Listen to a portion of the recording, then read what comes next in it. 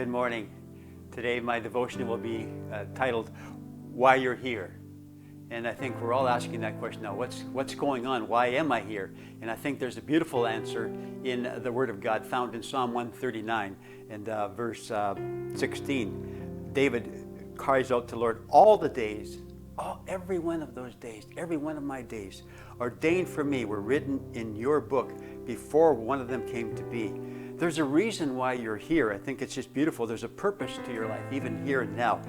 This coronavirus, it did not take God by surprise. You're not an accident, and you're not here by accident.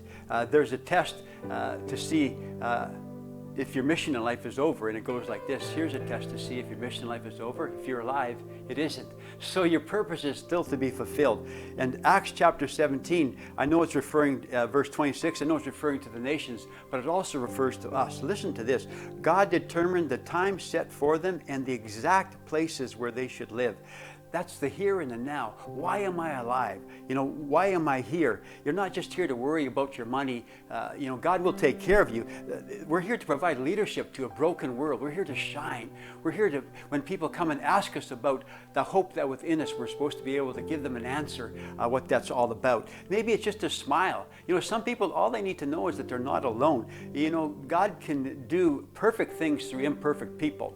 Amen. Look at me. If God can save me, He can save anybody. And if God can use me, He can use anybody. So maybe we should just say, use me.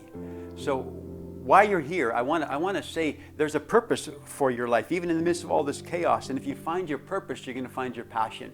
And that passion is that bigger place inside of you. So listen to what David wrote in Psalm 138. The Lord will fulfill His purpose in me.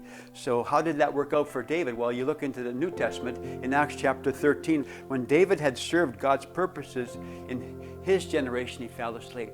In other words, he'd done everything that God had asked him to do. We have a really big devil sometimes and a very tiny God. But listen to what the book of Proverbs says in Proverbs 19, verse 21. Many are the plans. So we make our plans in a man's heart, but it is the Lord's purpose that prevails. That book that's been written over you, that purpose for your life, it's not going to go anywhere without God fulfilling that purpose. So why are we here right now? Well, take time to get better. Be better. Spend time in devotion. Spend time reading the scriptures for yourself, studying and in prayer and in worship. And celebrate communion as a family. It's so important that we do that. Hebrews tells us that Jesus' blood speaks a better word. That His blood is louder than any other blood, any other calamity. So, and we're so thankful for that. But the number one purpose, I think the number one why is, and this world will never make sense unless you get this. God is much more interested in your character than your comfort.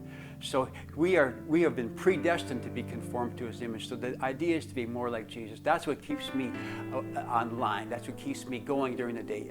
In my home, at my workplace, on the streets, I want to be more like Jesus, falling in love with Him. So you only get to do this thing called life once. So live a life of purpose on purpose. Ask God and He will show you. And then we can be and say with Paul, I have finished the race. Amen. Hallelujah. I've fought a good fight. I've kept the faith, and there's a crown for me. What do you want to hear when your race, when that book is finished for you, when your purpose is finished, when your why is finished? Do you want to hear, well done? Or do you want to hear, well, you're done? I want to hear, well done, thou good and faithful servant. Enter into your master's happiness. Have a great day.